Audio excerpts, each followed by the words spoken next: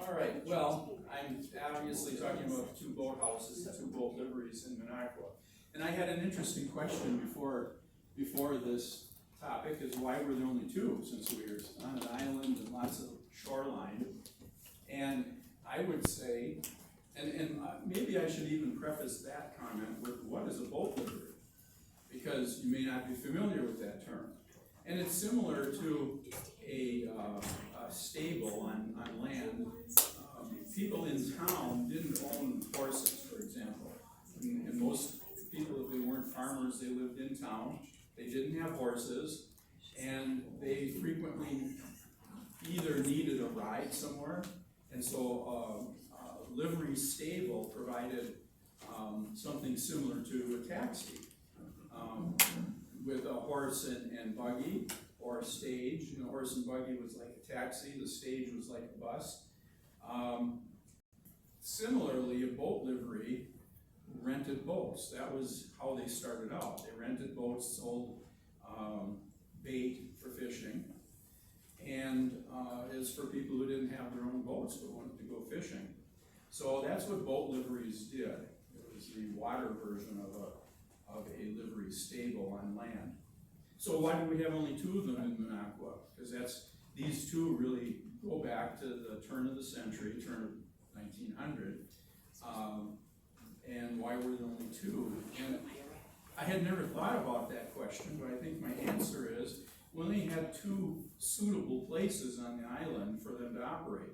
You think of where Bosacki's is and where the Thirsty Whale is. In both places, the shoreline is gradual down to the water.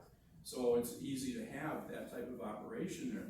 Nearly everywhere else around the island, we've got a steep bank or a high bank, and that wasn't conducive to having a boat livery. So I think that's the reason why we have only two of them.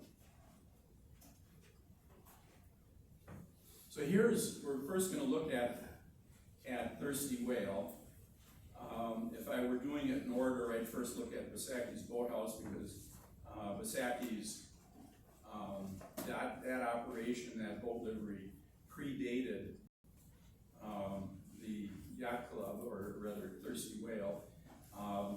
But I thought that more people have greater interest in Bosacki, so I wanted to say that for a second. So this is the list of places that are business names that have operated where the Thirsty Whale is. It shows when they started, and Thirsty Whale has been in existence there under that name, certainly not under the same owners. They've been in business there since 1974.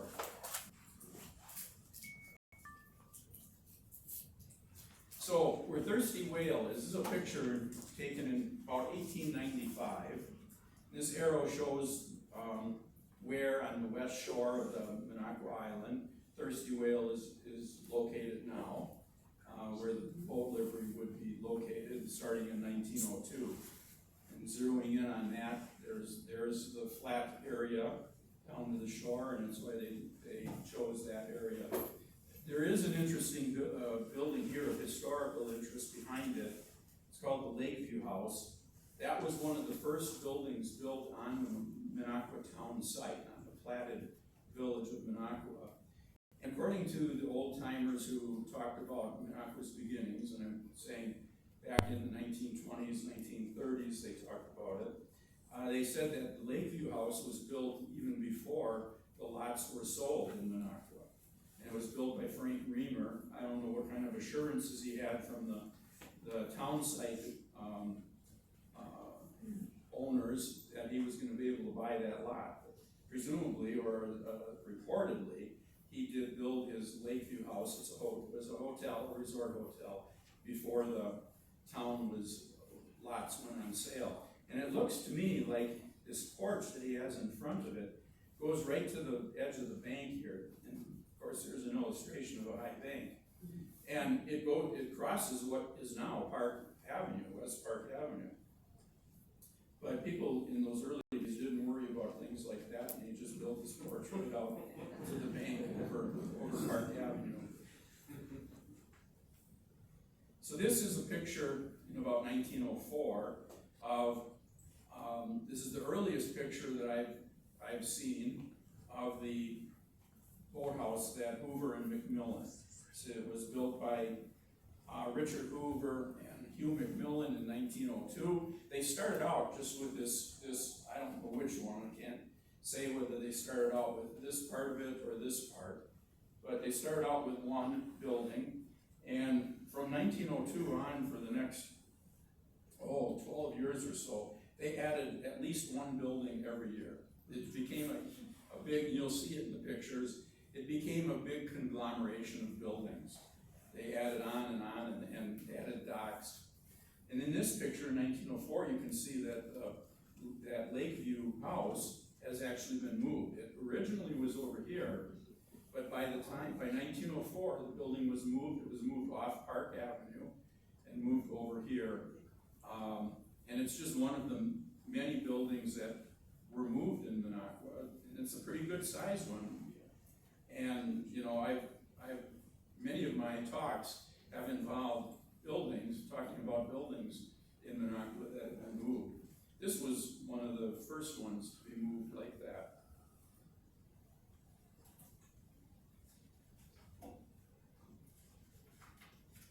By 1904, Hoover and McMillan were calling their boat livery, and here it is in 1908. They were calling it Pleasant View Boat Livery, although it frequently was still called Hoover and McMillan.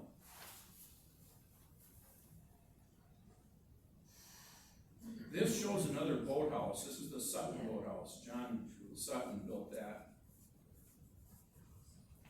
It really wasn't a commercial boat livery operation like either Thirsty Whale or Bosacki's. A little closer view. So here you can see there were the original two buildings. This one here, then an addition there, then this building over the docks. Initially there was just docks over this, then they put a building over it, and then there are actually two buildings back here. So this is between 1902 and 1908, all those buildings were built. This is head on from the lake about the same time, about 1908. Now in 1904, Richard Hoover married Karen Winger. She was a widow. Her husband had been Ole Winger. He died in 1898. They had two children, two sons, and Richard Hoover married her in 1904. And at that time, in 1904, Richard Hoover bought out his partner, McMillan, and then he gave a partnership share to his stepson, Albert Winger, who was 18. That actually happened in 1905. And so then it became known as the Hoover and Winger Boat Livery, or Pleasant View. They really used both names. But I would say Hoover and Winger was used more often than Pleasant View. This postcard says Pleasant View. Now, at this time in 1908, the Hoover family, Hoover and his wife, Karen Winger, lived in this was a residence here. And they lived there in the summers, or from late spring through into mid-fall. They lived in that residence. Here's a view looking at about the same time, 1908, looking from the shoreline on the north side of the boathouse. It's looking from about where the public dock is now, and boat landing. Now this is a little later, 1911. Now we've got even more additions. We've got this added on here, and another addition here.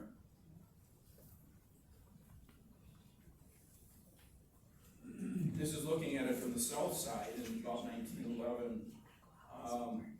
And by that time, they had purchased they had it built, a houseboat. It was built by Mates and Rummery Boat Works here in Minocqua in 1910. This was a popular thing. The predecessor of Bosacki's, Josar, also had houseboats for rent, and they would either rent them out with a cook, that was most common, and you take that houseboat out on the lake and stay in it somewhere on the chain with a cook and do your fishing. So this is the one that Hoover had. Now in September 1911, Richard Hoover was shot by his stepson, Albert Winger. Richard Hoover, and the circumstances of it are indicate that Richard had quite a temper. But interestingly, he was a very popular guy in Minocqua and Arborvita because he worked for the Yawkey Bissell Company in Arborvita in the winter. He was their train master. And in the summer, when they weren't logging up there, then he was operating his boathouse. Well, according to the story that came out at the inquest and in the trial, what happened was that Albert and his younger brother Edwin were eating dinner with their mom, and Mr. Hoover came in and was mad about something, started throwing dishes around, and he struck Albert several times, and Albert fell to the floor. And when Hoover was going to strike him again, Mrs. Hoover ran to protect her son, and she was hit several times. And then Hoover said he was going to get a gun and, quote, clean out the whole Norwegian family. So Hoover asked where his revolver was and went into his office, presumably to get his gun. Albert ran to his boat and retrieved a rifle that he had in his boat. It was reported variably that it was a 22 caliber rifle or a 32 caliber rifle, not certain which. So Albert came back into the kitchen where Hoover, with his rifle, and Hoover rushed at him, and Albert thought Hoover had his revolver, and certainly was, based on what had been happening, was afraid of what was going to happen.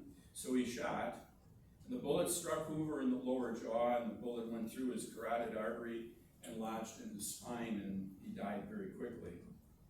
And so that happened on September 20, 1911. There was a coroner's inquest in Rhinelander the next day, and the trial was scheduled for two weeks later. Things happened quickly in those days. That wasn't unusual. I mean, there was fast justice. I mean, nowadays, if there were an incident like that, the trial would take place a year and a half or 2 years later, which I don't think is very good. But, and maybe 2 weeks isn't very good either. They should have had more time to prepare, perhaps. But yeah, the trial started exactly 2 weeks after the shooting. And Winger was represented by Henry Ames. That would be Bud Ames' grandfather, for those of you who remember Bud Ames. And he had a second attorney from Merrill named Van Heck. So the trial took 2.5 days, and at the end after the trial, the jury deliberated for 17 hours, and he was acquitted of the murder. He was acquitted on the basis of it being self-defense. And so after that, Albert Winger and his mother were the owners of the boathouse, and they operated it together. After that shooting, they definitely dumped the name Hoover, and it was no longer the Hoover and Winger boathouse. Now this postcard says Winger Brothers. Now that would tip me off to it, probably the date being wrong. I should date this more like 1924 or so. And the reason is, and I said they dumped the name, they were calling it Pleasant View Boat Livery then all the time, which it was not a new name. It had that name since 1904, but after the shooting in 1911, it was named exclusively as called Pleasant View Boat Livery. Well, Karen Hoover, Albert's mother, died in April 1921, after which Albert owned the boathouse, but he brought his brother Edwin in as an owner, and the two of them operated together, and that's where this Winger Brothers comes from. And so I missed that, and that would tip me off that this picture was taken after Karen Hoover died in April of 1921.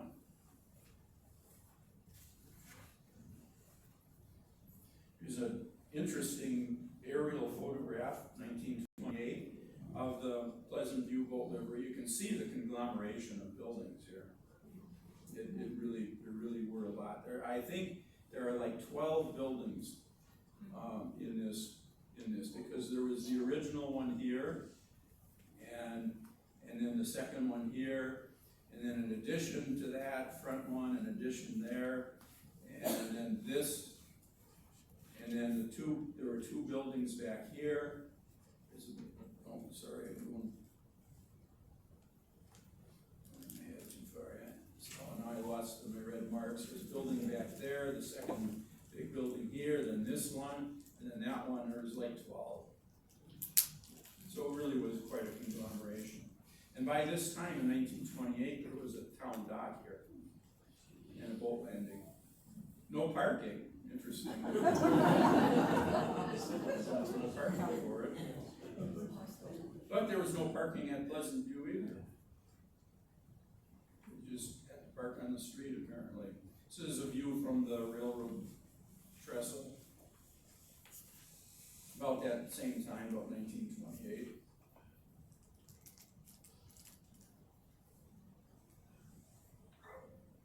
So in back up in my notes, let's see.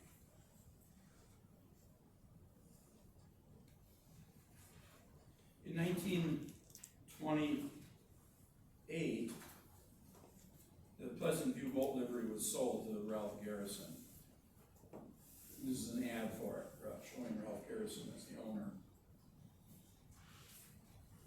Then in 1930, it was sold to Tony Bosacki, or Anthony Bosacki.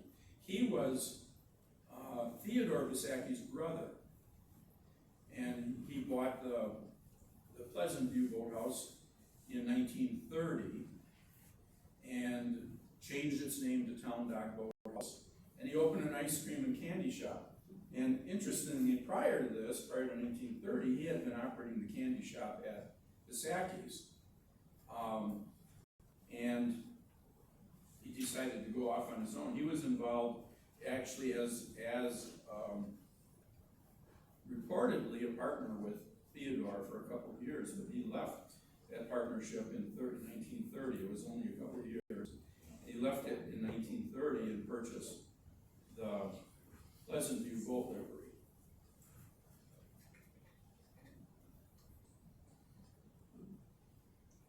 Now Clarence Bassett, moved into that boat livery and to operate Bassett's Marine Service.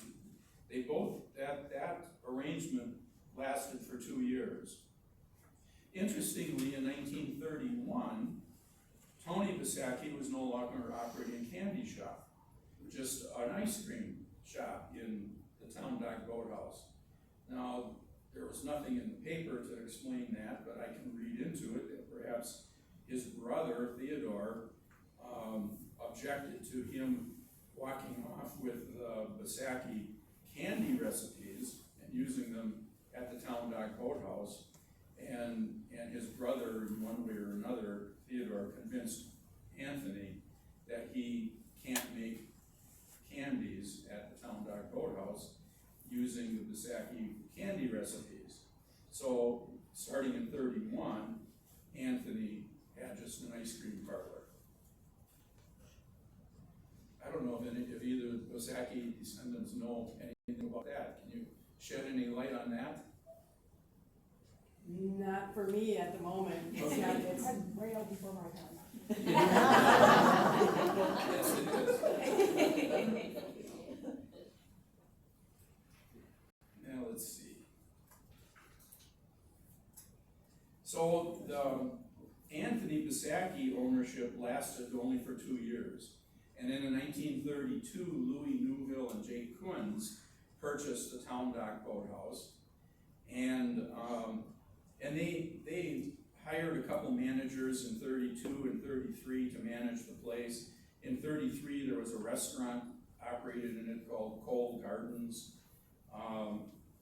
But in 34, they sold it to Gus Nolan. And Gus Nolan was the owner of the Northern Resort across the lake. So he purchased it, kept the name Town Dock Boathouse. He didn't operate a restaurant in it.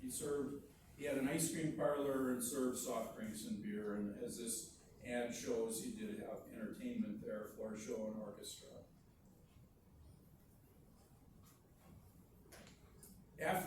Beginning in 1935, there was a hole in the record. From 35 to 47, there isn't a single mention of this boathouse and not a single ad for it in the Lakeland Times or Minocqua Times, which is crazy or curious because prior to that it appears all the time in the paper, either in articles or in ads. So I suspect that possibly during that time it was kind of dormant and nobody was operating it. And then in 1947, or January of 1948, Karl Heinrich petitioned the town board in January of 48 to transfer a liquor license to it. And that was another indication that it hadn't been operating, because he had the petition to have a license transferred from another location to this boathouse. And the town board approved that, and the reporting was that during the winter of 47-48, Karl Heinrich tore down parts of the old boathouse and remodeled other parts. The Lakeland Times wrote on April 22, the old structure has been almost completely torn down and rebuilt. And the new building featured a restaurant overlooking the lake. And so what we have now, he created mostly what we have now at the yacht club. That's how it changed from what this appears in 1940 approximately to what we have now. Karl Heinrich did that in 47 and 48. And then in May of 48, well, this year he advertised the opening of it that spring.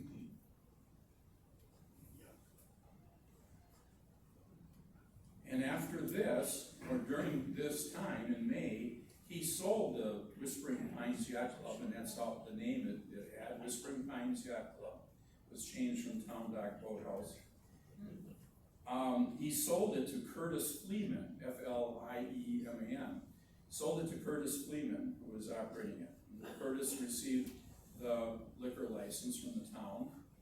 And then on June 1st, just 2 weeks, 3 weeks after it opened, it nearly burned down. It was heavily damaged from fire. And it was rebuilt, but it did gut the building. Now this is an aerial photo. This is what it looked like in about 1949.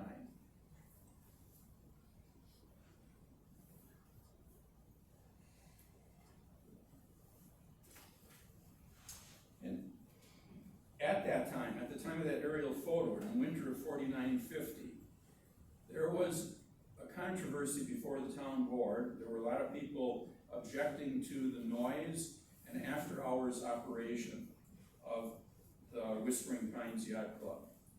And in May of 1950, the town revoked his liquor license, and they issued it to Clarence Bassett instead. Clarence Bassett must have bought the place, probably got a good price since Fleeman no longer had a liquor license, and Clarence Bassett was able to get her liquor license. So Clarence Bassett bought the property and changed it to changed the name to Bassett's Marine Bar and Dining Room. It was formerly Whispering Pines.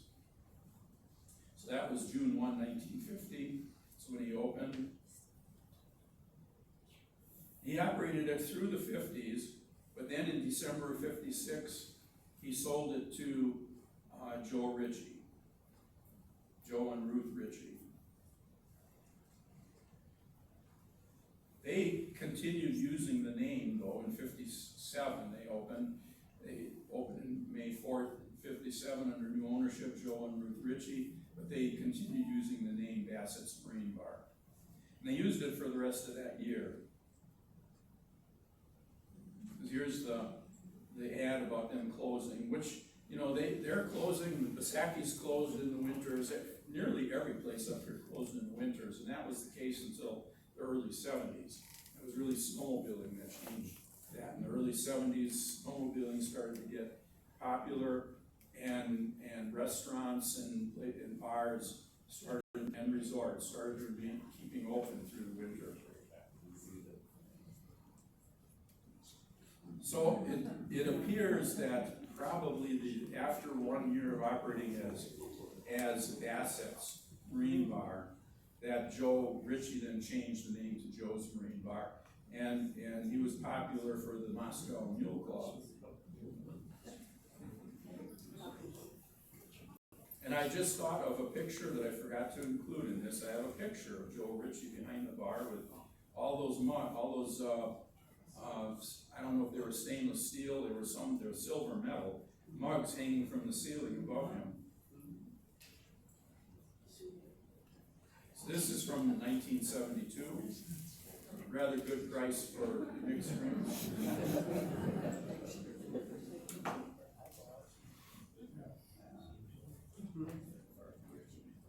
So in 1972, new owners applied for liquor license for Joe's Marine Bar. He was selling it.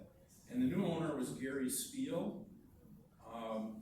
And he applied for a liquor license used under the corporate name Thirsty Whale Inc. And they must have taken over in May because we have this ad that they ran May 25th for a grand opening for Joe's Marine Bar, Celebrate with Gary and Jan Spiel. They continued using the name Joe's Marine Bar. They didn't change it to Yacht Club, even though their corporation was named Yacht Club Inc. They continued using Joe's Marine Bar for a couple years, even into the fall of '73. They're still using Joe's Marine Bar. They advertised the Hog Fest event. It's first annual. That might have been the last annual one too. They should have advertised first and last annual. And the week after the Hog Fest, Dan's Gay 90s ran this congratulatory ad congratulating Gary and Jan Spiel of Joe's Marine Bar for doing the Hog Fest. Now in '74, when they applied for their liquor license, they named, in the liquor license application, they named the bar the Thirsty Whale, not Joe's Marine Bar. So that would indicate in '74 they did start using the name Thirsty Whale. I looked through the newspapers of '74 hoping to find an ad that confirmed that they ran an ad for the Thirsty Whale. There was not a single ad run in '74. So I'm still only supposing that they did change their name at that point. This is a picture of the Thirsty Whale in March of '94. Much the way it appears today. That's the end of the Thirsty Whale part. So now we go to Bosacki's. And here's the list of the businesses that have run in that location. It started with Louis, what was Neff's first name? Let me refresh my memory. It's Louis Weishar.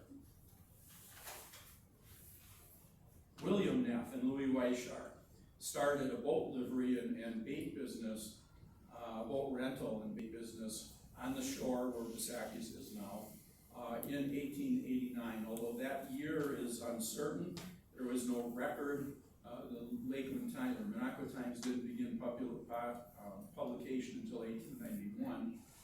And Neff and Weishar had been in business for at least a couple of years at that time. Whether they started in 88 or 89 is uncertain.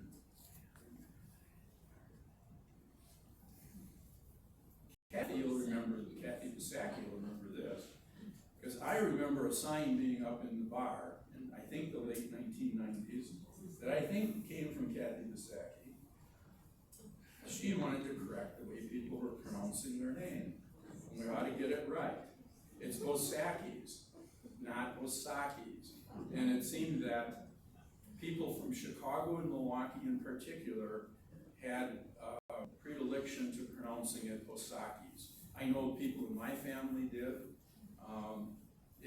I think it's a German influence in Milwaukee and Chicago, the way you pronounce an A.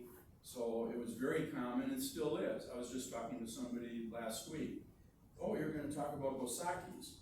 No, let me correct you. It's Bosacki's I'm going to talk about. And so that's why we have this. There was a sign up there. My wife did the best she could to reproduce the Bosacki's sign that they had up in the bar. So this was the ad that was in the first issue of the Minocqua Times for the Neff and Weishar for their boat rentals. And they also sold bait. Now, I don't have any, certainly not any picture of the shoreline here before the Neff and Weishar. This is really the earliest photo of the shoreline of Minocqua that I have ever seen. There are a couple earlier pictures taken in town on Main Street, but nothing of the shoreline like this. And you can tell in 1899 it still was pretty sparsely built. And this is kind of interesting. Here is the schoolhouse. When that schoolhouse was, and that's a schoolhouse that was built in 1894 and added on to in 1900. When that schoolhouse, no, I'm sorry, the original schoolhouse was built in 1889. This was 94 and 1900 in this picture. But when the original schoolhouse was built out there, this was even less built up. And the comments from the people were, why are we building the schoolhouse so far out in the country?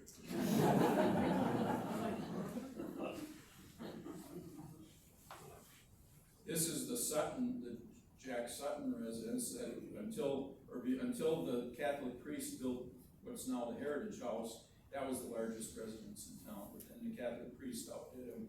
So here, where the arrow is, shows the first building, the first boathouse that later became Bosacki's. This was built by Neff and Weishar in 1894. This was the first building they built. In 1895, behind it here, where this residence is, that's the David Josart residence. That was built in 1895. Then in 1896, Dave Josart purchased Neff's partnership interest in the boathouse and boat livery business. So at that point, it became Josart and Weishar. And then in 1901, Josart bought out Weishar, and it became the Dave Josart Boat Livery. So by the time of this photo in 1903, this was Josart's. So here his residence is. Now that lineup, the alignment of this photo makes it look like Dave Josart's residence is immediately behind the boathouse, but it's really off to the side. You know, what's behind the boathouse is this line, and the Josart residence is that line to the north of the boathouse. So then in 1904, Josart added an extra, built an addition on the south side of his boathouse, and that's shown here, the original building there, the addition here.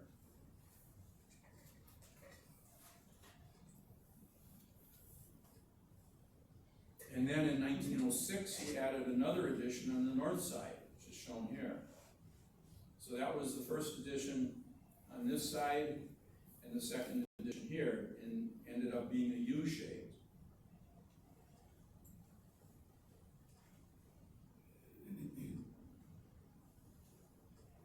So at the time of this first photo in 1907, Colby called it Dave Josart's Boat Livery. I believe this is about about the same vintage photo, about 1907, but this one was called D. Josart and Scrobell and Sons boat livery. So about 1907, Dave Josart brought at least one of his sons in. Most times that the Josart and Son name was shown, it was a singular son, not sons plural. It was always shown as Josart and Son boat livery. And he had two possible sons who could have been involved, could have been Harry or could have been Daniel. No, I never read or heard which son he had included in the Josart and Son boat livery. This is in 1905, let me check when.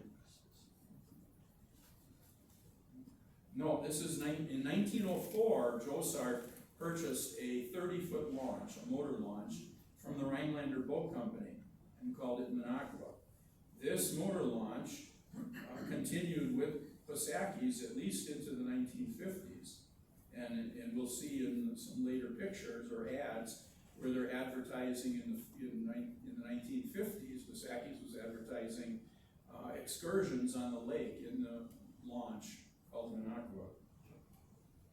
This particular picture is in that era, 1905 to 1910, and that's Dave Josart here.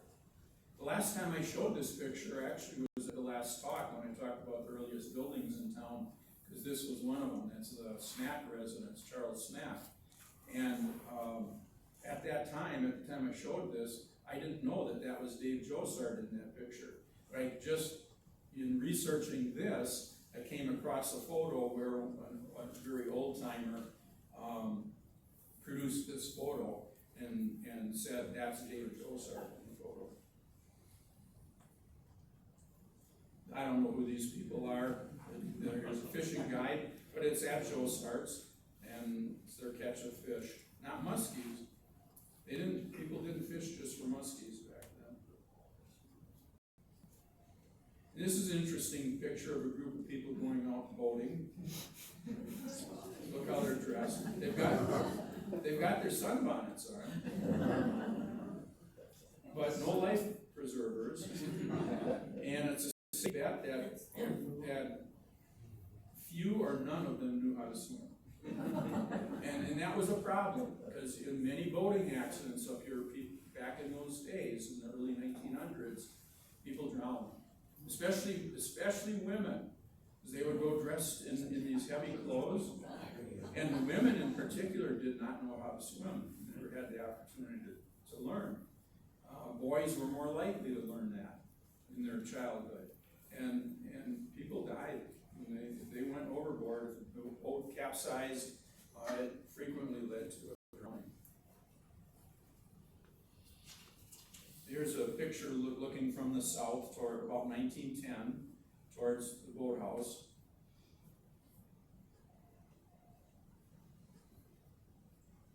So here's the version of the boathouse more people are familiar with. This is the later version, starting in 1912. So in 1911, Josart sold the boathouse to A.J. Klum and E.A. Petter. They both worked for the railroad and didn't live here. They bought the boathouse, and then in the winter of 11-12, a year after they bought it, they built this addition. It's 112 feet wide, 41 feet deep, the big arched roof.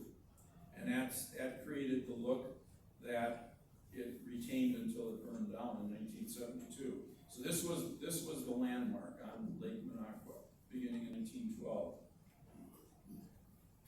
Now, unfortunately for Klum and Petter, and maybe because outsiders bought the boathouse, in 1912, the town board decided it wasn't going to issue liquor licenses to the boathouses, and that applied to both. They wouldn't issue a liquor license to Klum and Petter, and they didn't issue a liquor license to Hoover and Winger. Well, in 1912, Hoover was deceased. They wouldn't issue it to Winger. So, in 1912, Klum and Petter shut down much of the operation of the boathouse. They did keep their machine shop open. But the boathouse was largely closed. So in 1913, they brought Dave Josart back into the ownership of the boathouse, I suspect, as a way of getting a local person involved again and convincing the town board to issue a liquor license. The town board still did not issue a liquor license, so that wasn't successful. So then in 1914, the following year, they sold the boathouse to Carl Rubeski, and he opened that year. He ran it, but he still didn't have a liquor license. The town did finally relent in 1916, and it issued a liquor license to both boathouses in 1916.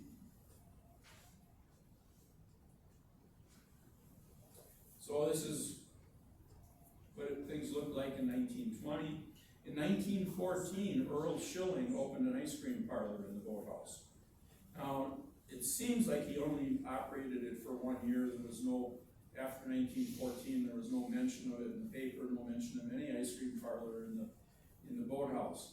Not until 1919, when Theodore Bosacki opened an ice cream parlor in the boathouse. And then in 1922, Bosacki expanded his ice cream parlor to include candy. And it was then called the Bosacki's Sweet Shop.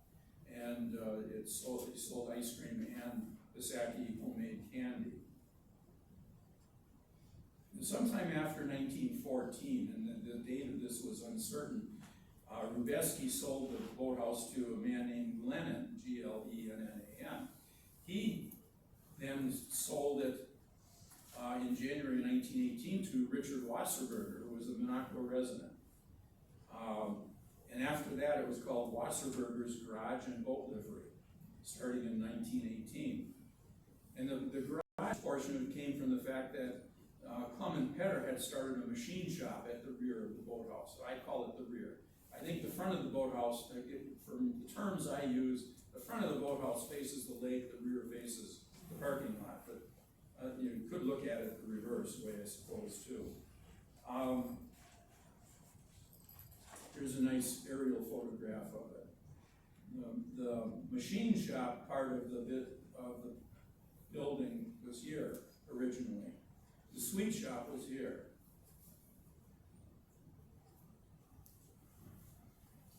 Now let's see, and check my notes if there was something else I wanted to include in that. So in 1920, I mentioned that Theodore Bosacki's brother, Anthony, was involved in Bosacki's. And that began in 1928, that Anthony joined him in the boathouse business. And they actually, at that point, were called Bosacki Brothers. And that year, in 1928, they added a restaurant to the operation. What they did is they closed down the use of this area as a machine shop and converted it to a restaurant and bar. It was called Bosacki's Grill and Sandwich Shop. So there was an ad for it in 1929. Interesting menu for a grill and sandwich shop. Quite a complete menu. Then in 1930, Bosacki did extensive remodeling of the boathouse. Now remember, in 1930, Anthony left and bought the Pleasant View. And in 1930, Theodore Bosacki then did extensive remodeling to better accommodate the sweet shop that was being operated and the restaurant and bar.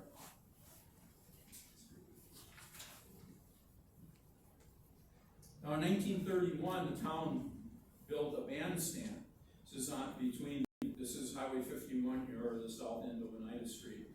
And so between Oneida Street and the lake, there was a bandstand. Bosacki's is off to the right here. And there were weekly concerts given there by the Island City Band. And in 1932, there was a push by the residents of the town and the town board itself to fix up this area as a park to better accommodate the concerts that were being held there. And in doing that, a controversy arose between the town and Theodore Bosacki about the ownership of the property behind Bosacki's. you know, how much did the town control and what did Bosacki control? And at that time, apparently, Theodore Bosacki was irritated enough by the sentiment, by the people, some people who had a sentiment against him, against his claim to some ownership. And so he then posted this offer to sell. This was in the newspaper on June 17, 1932. And he offered to sell the boathouse to the town for $4,000. That was not followed through. The town did not follow through with that. It obviously was not purchased. So he retained it, and in later years they did settle what part of this land back here is owned by the Bosackis and what part by the town. So this is, we're looking at what I call the rear of the boathouse. Here is a well, this was a houseboat, but it was built based on an old railroad car that was put on a raft. So this was the one that Clement Petter had, this houseboat for rent. And this is before the sweet shop was started. The machine shop is here. This is what Clement Petter started, this machine shop on that side. That's where the bar and restaurant eventually would be. So here's a picture from a little different angle, clearly showing the machine shop.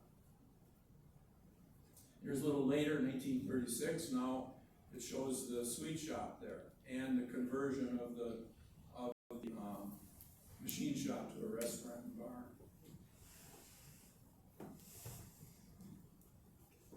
This is the only interior picture I've ever seen of the old Bosackis. This is the sweet shop, but you know, I would love to see some old pictures taken in that,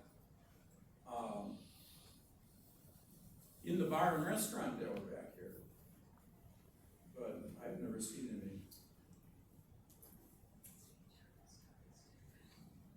This is about 1945.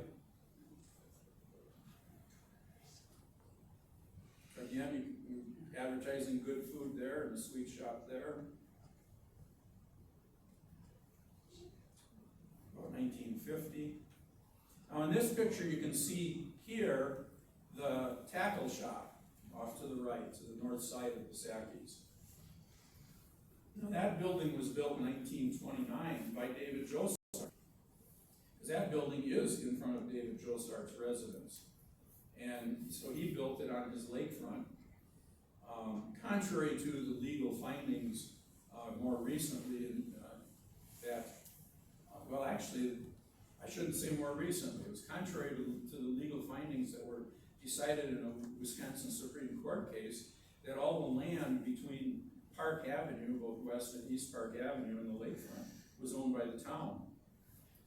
Yet, back then, nobody was enforcing that, and Dave Josart built this shop in front of his house. And he rented it out for years. Eventually it was purchased by Bosacki, I believe in 1960. But until then, it was rented out, and these photos about 1940 were when it was being rented or operated by Joe Connelly. He operated a marine repair business there. And after he did that from 39 to about 48, and then Ed Engelhorn operated in that building. And that's a name maybe some of you would recognize, because he did operate into the 50s. And he was very active with the Minocqua Bats. He was a driver for them, drove their ski boat. So here's a aerial photograph about 1950 that shows you that tackle shop in relation to the Bosackis boathouse.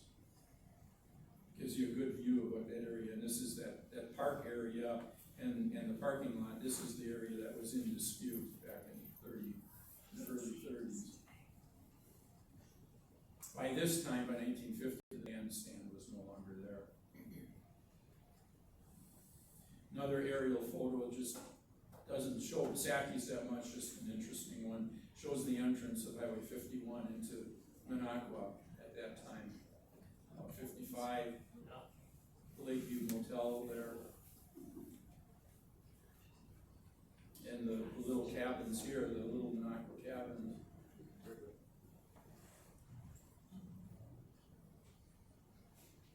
So here's what I was referring to, that into the 50s, that launch called Minocqua was being used. They were advertising daily excursion trips on Launch Minocqua.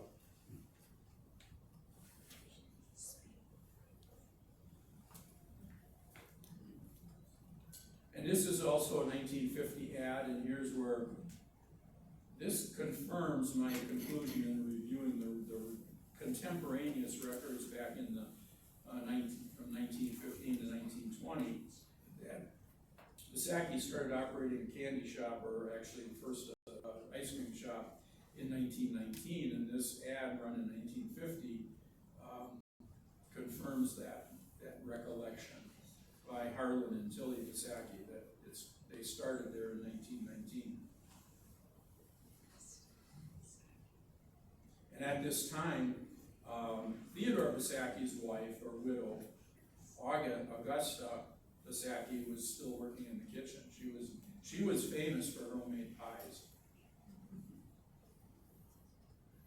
Here's a picture from probably 1951, Pete Abraham, in this Aquabats boat. An Aquabats just showed a good picture of the boathouse in the background. Yeah, it looked like he couldn't get it started. 1953 ad, didn't say anything about excursion boat rides, but they were selling speedboat rides.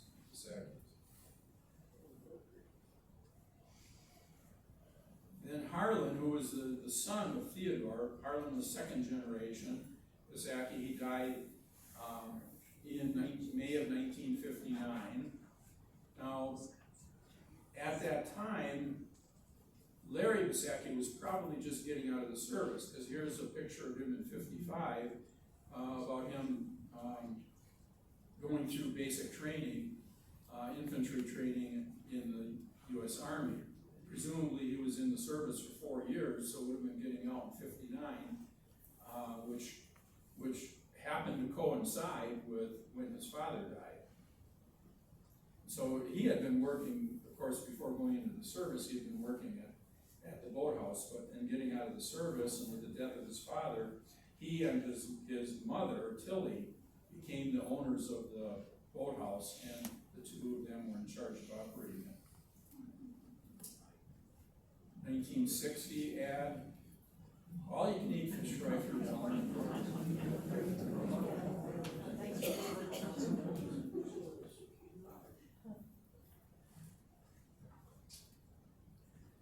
1964, the price had gone up to $1.50 for that fish fry, but you could get trout, pike, shrimp, or scallops. Now, I may be misreading that. It could be that those aren't all included in the fish fry. That may not be true. But a barbecue rib dinner was only $2.50.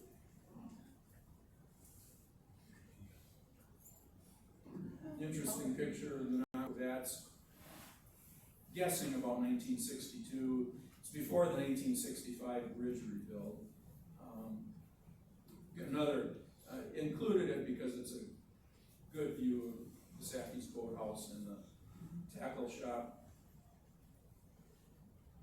In 1965, Bosacki's became a dealer for snowmobiles. Things were starting in the 60s, but we didn't have trails up here till the early 70s. And so, the sleds, the snowmobiles weren't bringing that many people up here until about 1970, when things got more organized. We started to get snowmobile trails, and then it made an impact on our winter business. 1965, this is when the new bridge was built, and Highway 51 approach into Minocqua was straightened out. So this would be like it is now, a straight shot. That's 65, that bridge opened at the end of May in 66.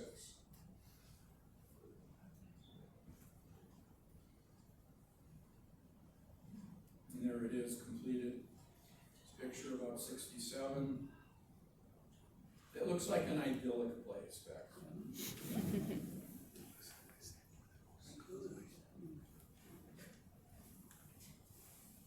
And then 1972 happened. July 22, Saturday, July 22. The fire at Bosacki's. As described in the Lakeland Times, I'll have to get to that. Harlan Bosacki, who was only, I think, 14 years old at that time. Yeah, he was 14. He was fueling a boat near the pumps, and gas spilled into the bottom of the boat. It overflowed the fill, and the bilge pump turned on to drain the bilge, and there was a spark, and it exploded. And so Harlan had second-degree burns on his arm. He almost extinguished the fire with the fire extinguisher, but it was a windy day, and a gust of wind blew the fire into the adjoining boathouse, and so it spread. The fire department came. I think Larry, I don't know if at that time he was already chief of the volunteer fire department. At one point, Larry was the chief for many years of the Minocqua volunteer fire department. But they came, and they too were almost able to extinguish the blaze, but the wind outdid their efforts. And the wind spread the fire into the restaurant and bar, and then it was all done. And within an hour, this picture, and we'll look at it at that on a bigger scale. Within an hour, the whole boathouse was burned down. They were able to save the tackle shop. The siding on this side was burned, but they were able to save the tackle shop. It didn't burn, but the rest of the boathouse did, right down to the base.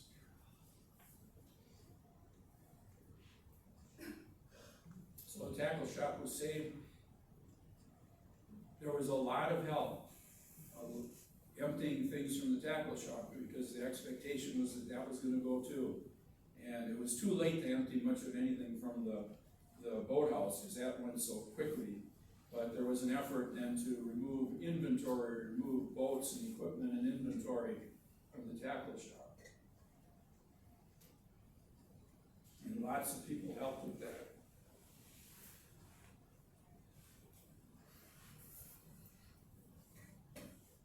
And that's what it looked like the next day.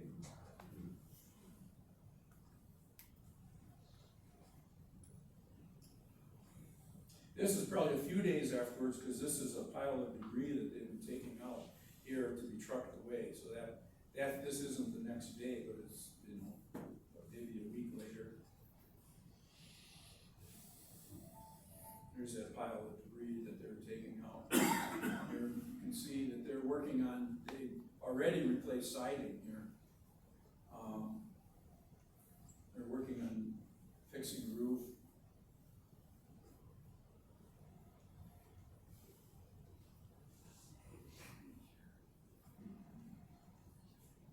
Some of these weren't taken with very good cameras. This one, actually, I think this one came from a Rhinelander newspaper. I received it from a guy in Rhinelander. It shows a pretty good view shortly after the fire, because none of that debris is cleaned out and piled here.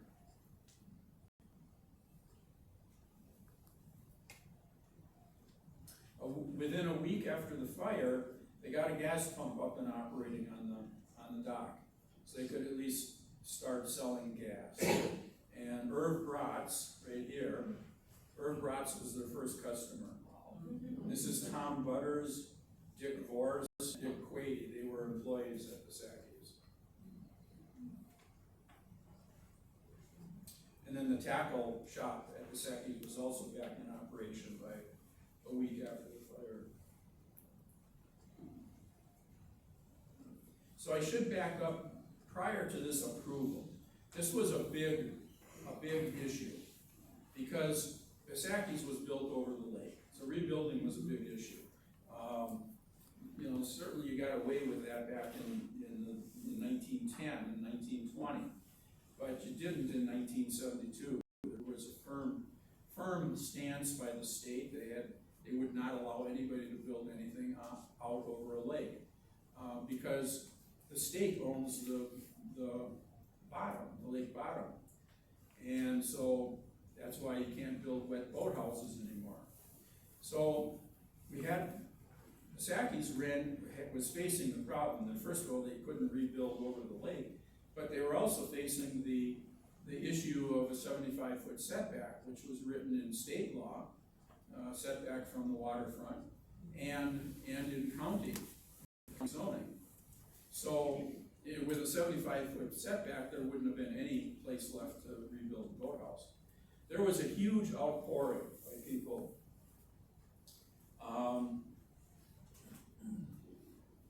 Let me back up to the page that showed.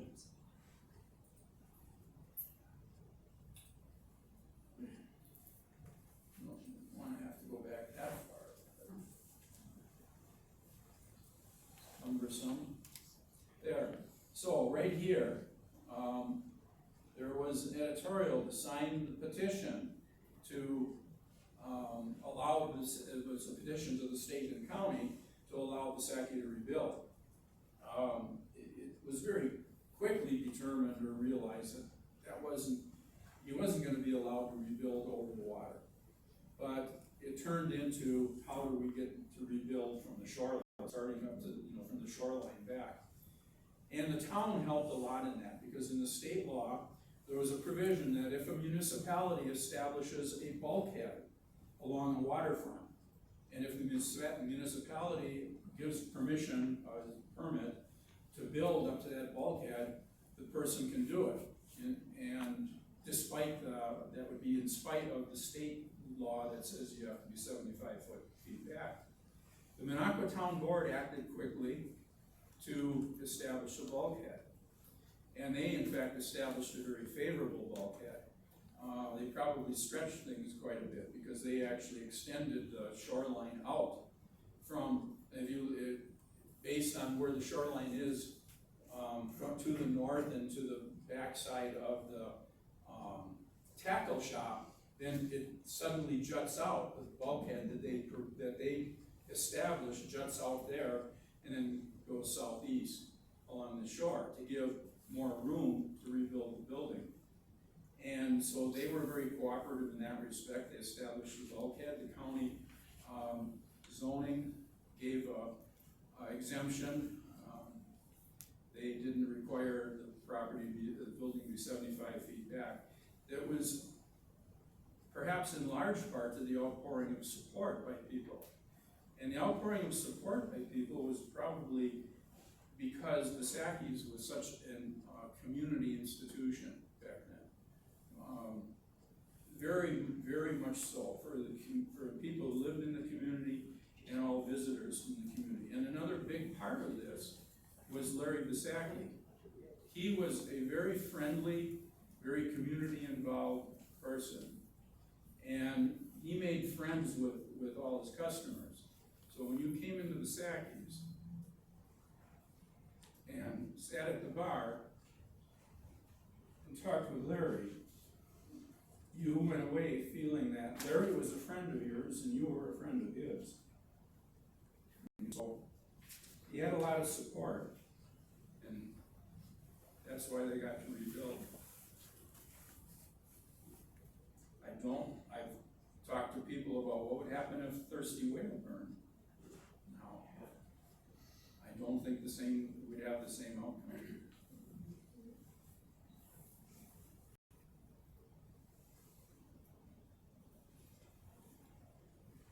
So let's get back to where we were here.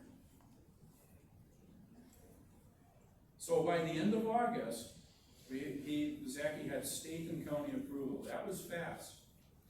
I mean, this happened, the fire was on July 22nd, I think I said, not July 20th, July 22nd. By the end of August, he had all the approvals to proceed, and he was working with Ron Edwards and Associates as the architects to design the new boathouse. And then in November, construction started, November '72. And this picture was in May when construction was well underway, and they still hoped in it by July. This picture of Larry and his mother Tilly. They both look tired to me. I'm sure they had a tiring year. So here's a picture of Bosacki's in July. They did not get open. Their goal had been to be open in July of '73. They didn't get that goal. And here's a picture in late August. They're getting close, but the building still wasn't done, late August. But then they ran an ad on September 20 that Bosacki's tap room is now open. So they opened up mid-September, '73.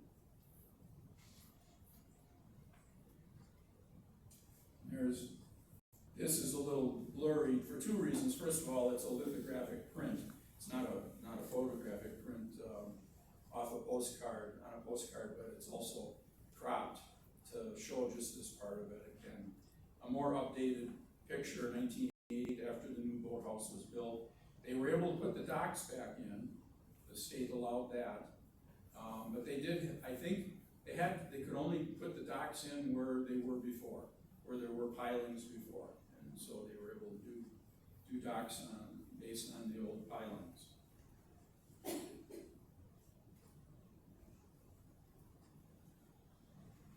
Then the bad times. Well, in the 1990s, here's where I should have the Bosacki children talk. By the late 1890s, Larry had kind of turned over operation to his daughters, and they were doing a great job. They were doing an excellent job operating Bosacki's boathouse. Kathy leading the bar, and Sherry operating the restaurant, and Lori doing the cooking. I don't know what Harlan was doing. Might not have been involved at that point. But then in late around 2000, early 2000s, Larry decided to turn the boathouse over to Harlan, and things started going bad after that. And so by 2008, Bosacki's was in foreclosure. And there was going to be a sheriff's sale in 2009. There was a foreclosure judgment in 2008. And in 2009, there was going to be a sheriff's sale. Harlan filed bankruptcy to stop the sheriff's sale.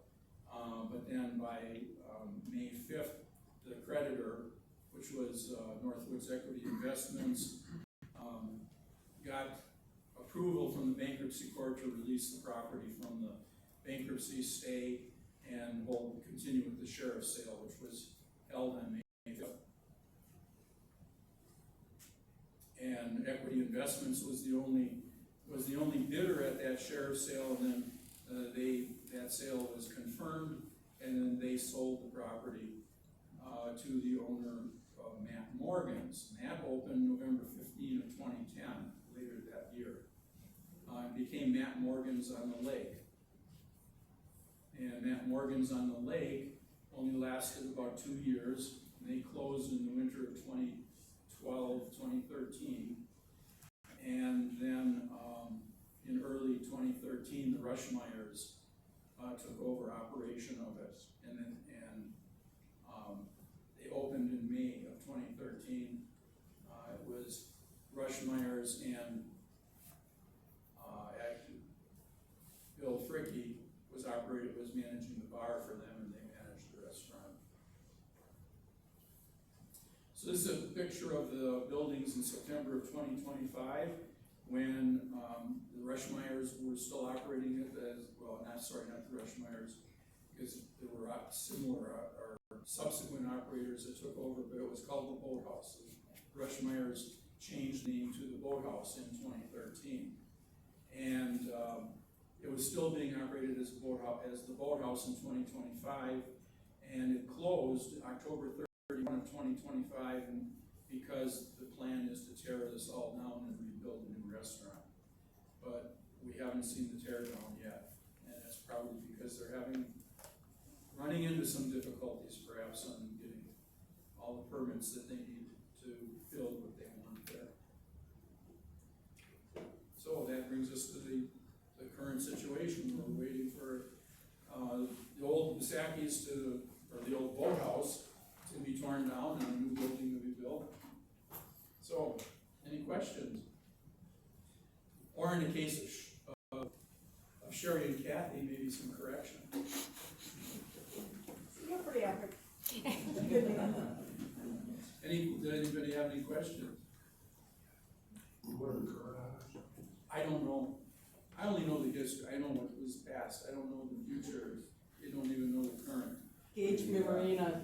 Gage Right now. Marine family out of Lake Geneva. Yeah. All that. Okay. Yes. Yeah, it's not a question, but to the Wasserberger owner, okay, where I live on Lakeland, out of my property tax bill, says Wasserberger's Pine Shore lot, something that's been there. So, he owned it in the 20s, and when my grandpa bought the place, he got along with the closing, a whole packet of the deed, with all the history of who owned this property back, to the country. And in there's a whole thing about Wasserberger. Apparently, he died suddenly. He did. In the mid-20s. September of 25. Yeah, so maybe you know this all already. So in this packet, it's about the court, and he, didn't have a will, so it had to go through probate and everything. And back then, the wife did everything. She got like a third, and then the kids, he had a couple young kids who were minors, got, their 2/3 share. And so I'm assuming the widow sold, that was. Well, I skipped that part. I missed that in my notes. I skipped that part. I was supposed to describe that Richard Wasserberger died in September of 25, died suddenly of a heart attack. Actually, he was in his buddy's office, his buddy being Bert Bassett, B.O. Bassett, in the Ford garage. And he died in the Ford garage. Yes, there was a probate, but there would have been, with or without a will, there would have been a probate. But with a will, perhaps he would have left it all to his wife instead of having the children involved. That would have been the difference.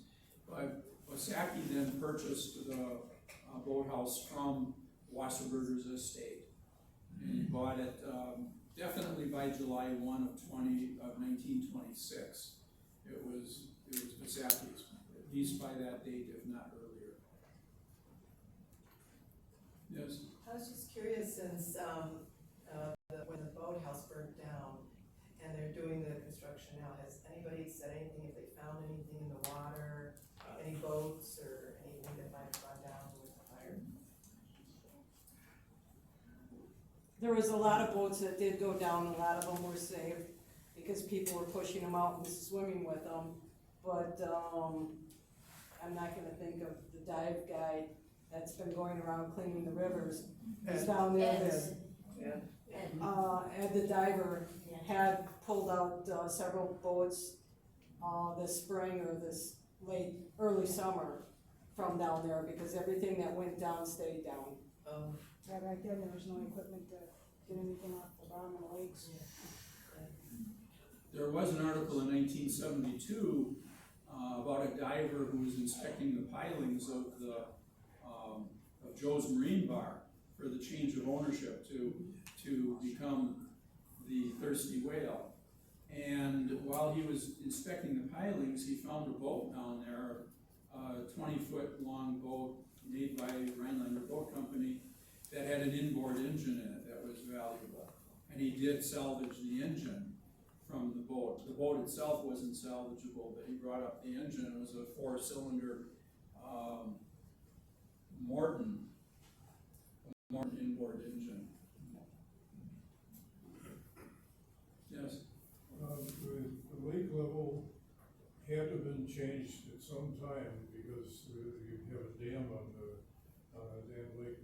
that changed before all the development started? Yes, the dam was built in 1889. The town of Minocqua, the village was settled beginning in December and January of 87, 88.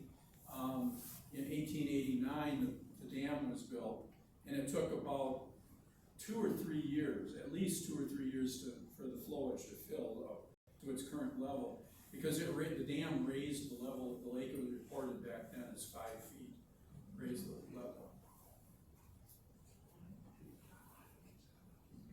Any other questions?